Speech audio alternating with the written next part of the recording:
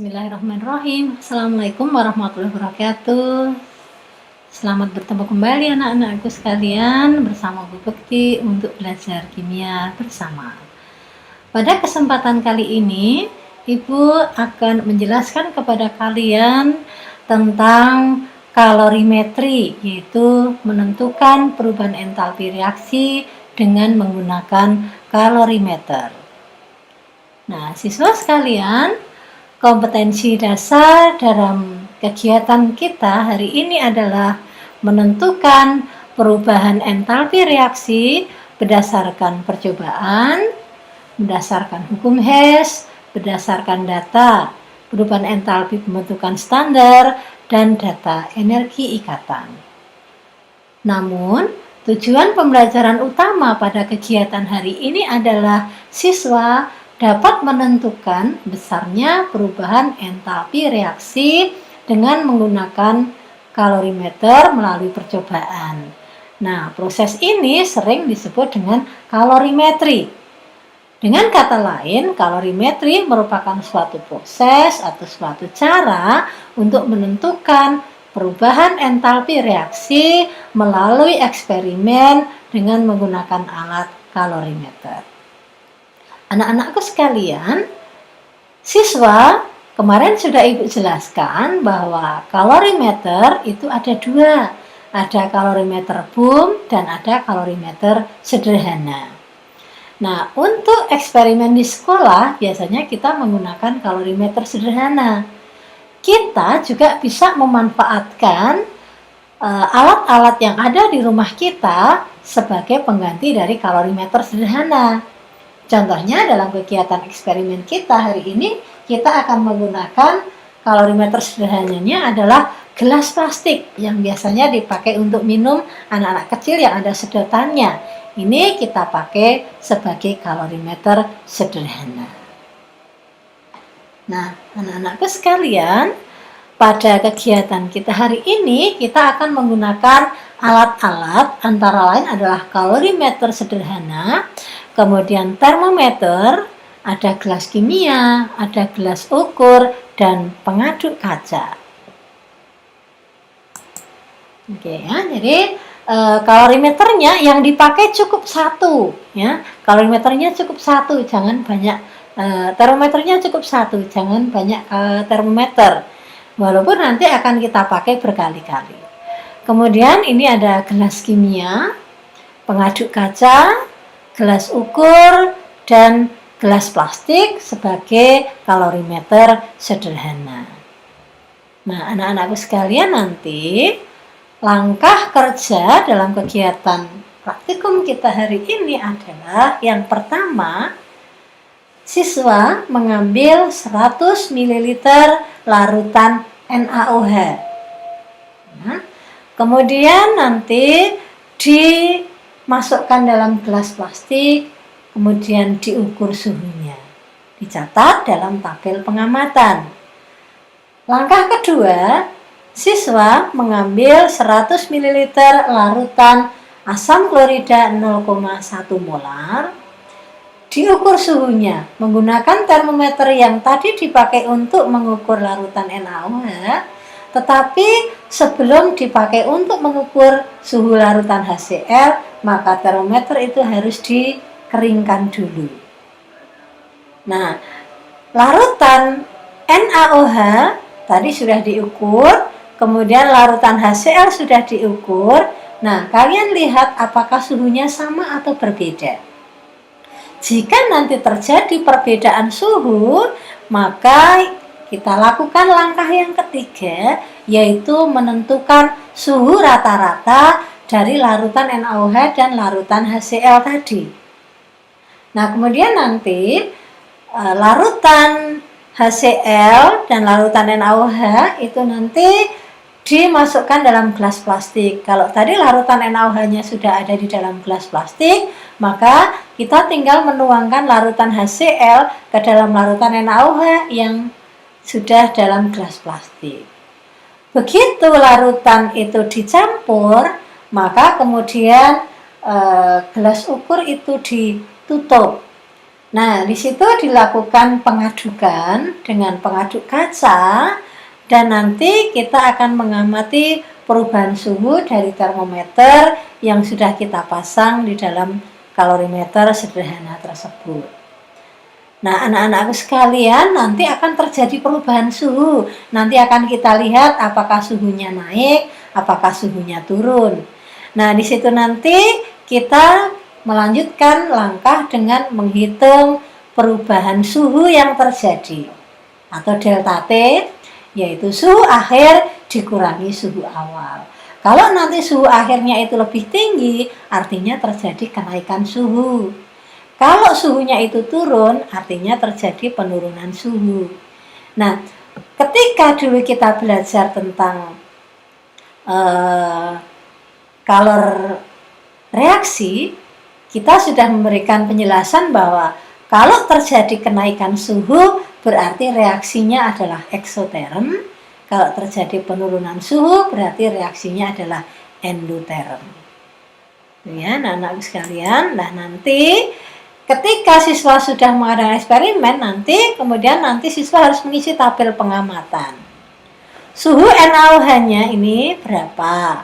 Suhu HCl-nya berapa? Diambil rata-ratanya ini sebagai T1 atau suhu awal.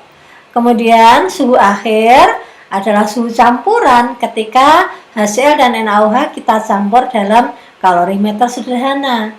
Nah, nanti kita lihat suhunya yang perubahan suhu itu nanti akan kita lihat. Kalau naik, ya misalnya kalau naik nanti kita lihat suhu tertingginya, karena ini akan turun lagi. Nah, kemudian nanti dicari perubahan suhunya delta T, T2 dikurangi T1. Nah, kemudian nanti langkah perhitungannya adalah siswa menghitung kalor larutan atau Ki larutan yang dihitung dengan menggunakan rumus massa campuran kali kalor jenis campuran kali perubahan suhu. Tadi yang kita campur adalah 100 ml NaOH dan 100 ml HCl. Kalau dijumlahkan 200 ml, ini setara dengan 200 gram campuran. Nah, kalor jenis campuran di sini kita anggap sama dengan kalor jenis air, yaitu 4,2 Joule per gram derajat Celcius. Selisihnya suhu nanti T2 kurangi T1. Nah, kemudian nanti kalau kita menengok reaksi yang terjadi pada eksperimen ini adalah NaOH ditambah HCl akan membentuk NaCl dan H2O. Di sini larutan NaOH-nya kalau kita hitung molnya 100 ml kali 0,1 molar 10 milimol, HCl juga 10 milimol. Nah, air yang terbentuk berapa milimol? Ini kita lihat dari koefisien reaksinya 1 semua, maka air yang terbentuk adalah 10 milimol. Nah, jika nanti yang ditanyakan adalah delta penetralan asam basa antara NaOH dan HCl, maka nanti sama saja dengan kita menghitung delta H reaksi jika air yang terbentuk adalah 1 mol. Nah, karena dalam reaksi ini air yang terbentuk itu 10 milimol atau 0,01 mol, maka delta H reaksi penetralan NaOH dengan HCl di sini adalah delta H reaksi dikurangi mol air yang terbentuk. Nah, delta H reaksi ini merupakan minus Ki larutan. Nah, sekarang kita akan melakukan kegiatan eksperimennya. Kita lihat kembali langkah kerjanya. Anak-anak sekalian, di sini larutan yang kita siapkan adalah larutan NaOH warnanya jernih, larutan HCl warnanya jernih. Nah, di sini langkah awalnya kita mengambil 100 ml larutan NaOH, larutan NaOH di sini 0,1 molar nanti dengan menggunakan gelas ukur. Nah, Ibu sudah mengambil sebanyak 100 ml NaOH. Nah, 100 ml NaOH ini kita masukkan ke dalam gelas plastik sebagai kalorimeter sederhana. Ini kita masukkan ke dalam gelas plastik, kemudian kita ukur suhunya. Siswa sekalian, jika kalian mengukur suhu, maka termometernya diletakkan menggantung, jangan sampai terkena dasar wadah dari larutan yang kita ukur. Nah, di sini akan kita tunggu sampai suhunya stabil. Ya. Ternyata suhunya adalah 28 derajat Celcius. Ya. Suhunya 20, ya, nanti rata-rata air ya melihatnya ya. Ternyata suhunya 27,5 derajat Celcius. Dicatat ya, suhu NaOH-nya adalah 27,5 derajat Celcius. Nah, termometer kita ambil, kemudian kita keringkan. Nah, setelah itu kita mengambil 100 ml larutan HCl, kemudian kita ukur suhunya. Nah, di sini juga kita letakkan menggantung ya, kita letakkan menggantung. Kita tunggu perubahan suhunya. Oke, dari pengamatan suhu di sini sebesar 27,5 juga. Jadi ternyata suhu NaOH dan suhu larutan HCl-nya sama, yaitu 27,5. Maka suhu awal ya, ini kita menggunakan 27,5 karena tidak ada perubahan suhu atau tidak ada perbedaan suhu dari NaOH dan HCl. Nah, jika sudah siswa sekalian, kita menyiapkan tutup dari kalorimeter sederhana, namun harus sudah kita pasang pengaduk kacanya. Nah, kemudian kita akan memasukkan larutan HCl. Ini termometernya juga sudah dipasang. Nah, karena nanti begitu larutan NaOH ini dicampur dengan larutan HCl, maka kalorimeter harus segera kita tutup untuk kita cermati perubahan suhunya. Nah, sekarang akan kita lakukan penambahan HCl-nya, kemudian kita tutup.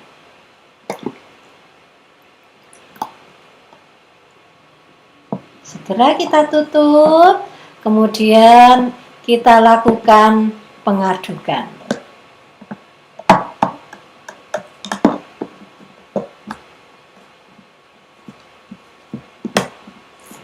Kita tutup rapat supaya tidak ada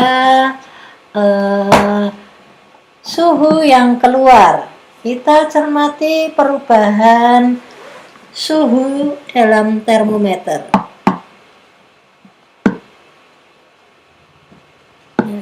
Kita lihat suhunya meningkat.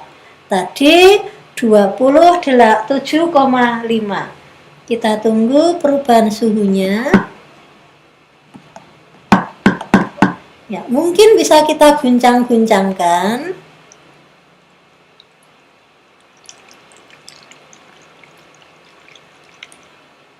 Ya, suhunya masih naik. Oke, kita lihat suhunya. Nanti kita cermati sampai suhunya stabil dan sudah tidak turun lagi. Ini suhu sudah teramati naik ke 34. Nah, kita tunggu apakah nanti masih ada terjadi kenaikan suhu atau ini sudah merupakan suhu maksimum. Oke.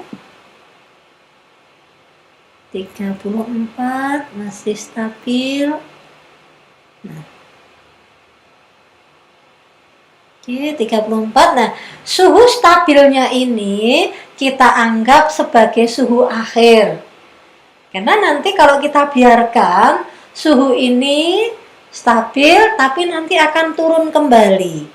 Nah, kita lihat suhunya sudah stabil di angka 34 derajat Celcius. Gitu ya, anak-anakku sekalian. Jadi, dari hasil eksperimen ini, kita lihat suhunya naik. Nah, suhu naik itu berarti reaksinya eksoterm. Kalau saya perhatikan, kalau saya raba wadahnya, memang ada perubahan suhu dibanding dengan sebelum NaOH dan HCl dicampur. Ini sedikit teraba, panasnya sudah. Nah, ini sudah 34, tetap 34 tidak terjadi pengurangan. Dan sudah cukup lama bertahan di 34, maka kita bisa menyimpulkan bahwa suhu akhir dari reaksi ini adalah di 34 derajat Celcius. Gitu ya, anak-anak. Kita bahas sekarang untuk menentukan perubahan entalpi reaksi penetralan antara NaOH dan HCl yang sudah kita lakukan. Oke. Nah, di sini tadi kita bisa mengisi larutan NaOH, tadi suhu awalnya adalah 27,5 derajat Celcius. Kemudian HCl suhunya juga 27,5 derajat Celcius, sehingga rata-ratanya juga 27,5 derajat Celcius. Nah, ketika dicampur dalam kalorimeter sederhana, kita ukur suhunya, tadi suhu akhirnya, suhu maksimumnya adalah 34 derajat Celcius. Sehingga perubahan suhunya tadi, T2 dikurangi T1, T2-nya 34 derajat Celcius, T1-nya adalah 27,5 derajat Celcius. Ya. 34 dikurangi 27,5 derajat Celcius. Berarti 5,5 derajat Celcius. Nah, kemudian nanti kita masukkan ke rumus ini. Q larutan, massa campurannya diganti 200. Ya, 200 gram. C-nya menggunakan 4,2 Joule per gram derajat Celcius. Selisih suhunya tadi 34 dikurangi 27,5 atau 5,5 derajat Celcius. Saya ulangi ya. Nanti di sini 200 gram, ini 4,2 Joule per gram derajat Celcius, delta T-nya 5,5. Nah, nanti kalian akan menghitung delta H-nya. Nah, siswa sekalian, delta H itu sama dengan minus Q larutan. Nah, karena tadi terjadi kenaikan suhu, maka Q larutannya bertanda positif. Nah, di sini delta H reaksinya min Q larutan, maka delta H reaksi nanti bertanda negatif. Siswa tahu bahwa kalau delta H itu bertanda negatif, maka reaksinya adalah reaksi eksoterm. Nah, delta H reaksi untuk reaksi ini min Q larutan, tetapi kalau nanti anak-anak yang ditanyakan adalah delta H reaksi penetralan NaOH dengan HCl, maka delta H-nya dibagi dengan mol air yang terbentuk pada reaksi tersebut. Karena pada prinsipnya yang namanya reaksi penetralan asam basa adalah kalor yang menyertai pembentukan 1 mol air dari reaksi asam dan basa. Gitu ya anak-anakku sekalian. Jadi nanti mungkin kita, kalau saya simulasikan, ini sedikit berbeda dengan eksperimen kita. di dalam simulasi yang Ibu kasih, ini T1-nya 24 derajat Celcius. Tapi di pertemuan kita tadi 27,5. T akhir ini Ibu simulasikan 32 derajat Celcius, tapi pada percobaan kita tadi 34 derajat Celcius. Nah, nanti menggunakan perhitungan seperti ini. Massa campuran 200 gram, C-nya 4,12 Joule per gram derajat Celcius kali perubahan suhu.